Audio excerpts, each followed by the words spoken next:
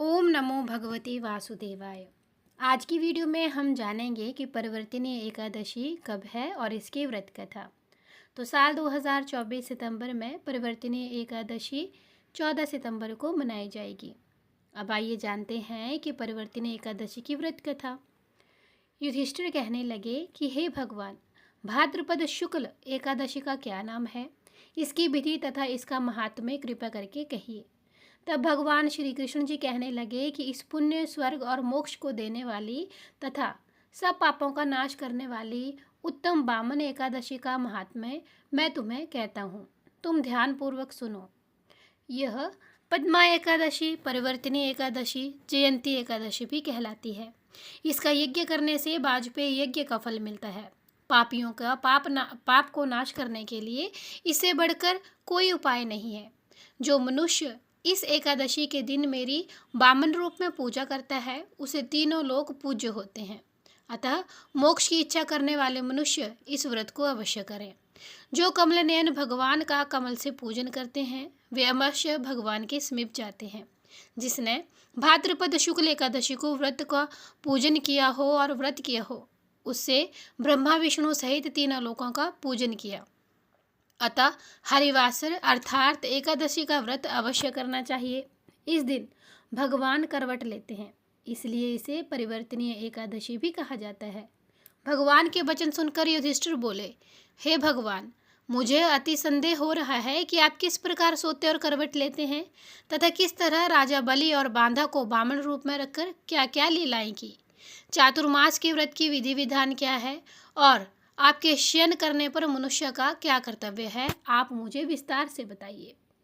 श्री कृष्ण कहने लगे कि हे राजन, अब आप सब पापों को नष्ट करने वाली कथा का श्रवण करें। त्रेता युग में बलि नामक एक दैत्य था। वह मेरा परम भक्त था। विविध प्रकार के वेद सूक्तों से मेरा पूजन किया करता था और नित्य ब्राह्मणों का पूजन किया करता था और यज्ञ का आयोजन करता था। लेकिन इंद्र से द्वेष के कारण उसने इंद्रलोक तथा सभी देवताओं को जीत लिया। इस कारण सभी देवी देवता एकत्रित होकर सोच विचार करके भगवान के पास गए। बृहस्पति सहित इंद्रादिक देवता प्रभु के निकट जाकर और नतमस्तक होकर वेद मंत्रों द्वारा भगवान का पूजन स्तुति करने लगे। अतः मैंने वामन रूप धारण करके 5वां अवतार लिया।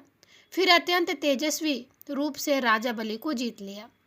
इतनी वार्ता सुनकर युधिष्ठिर बोले कि हे जनार्दन, आपने वामन रूप धारण करके उस महाबली दैत्य को किस प्रकार जीता। श्री कृष्ण भगवान कहने लगे, मैंने वामन रूपधारी ब्रह्मचारी बलि से 3 पग भूमि की याचना करते हुए कहा, मुझे 3 लोक के समान है और हे राजन, ये तुमको अवश्य देनी ही होगी।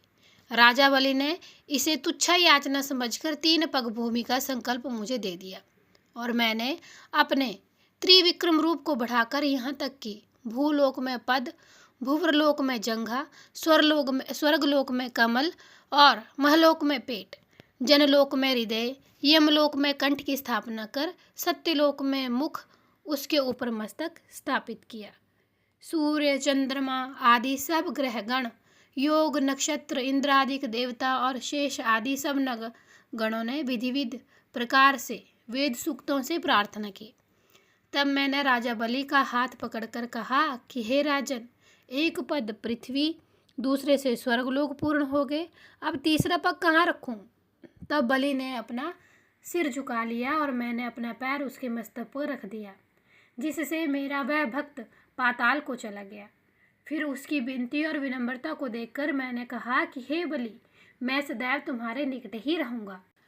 विरोचन पुत्र बलि से कहने पर भाद्रपद शुक्ल एकादशी के दिन बलि के आश्रम पर मेरी मूर्ति स्थापित हुई। इसी प्रकार दूसरी क्षीर सागर में शेषनाग के षष्ठ पर हुई। हे राजन, इस एकादशी को भगवान शयन करते हुए करवट लेते हैं, इसलिए तीनों लोकों के स्वामी भगवान विष्णु का उस दिन पूजन करना चाहिए।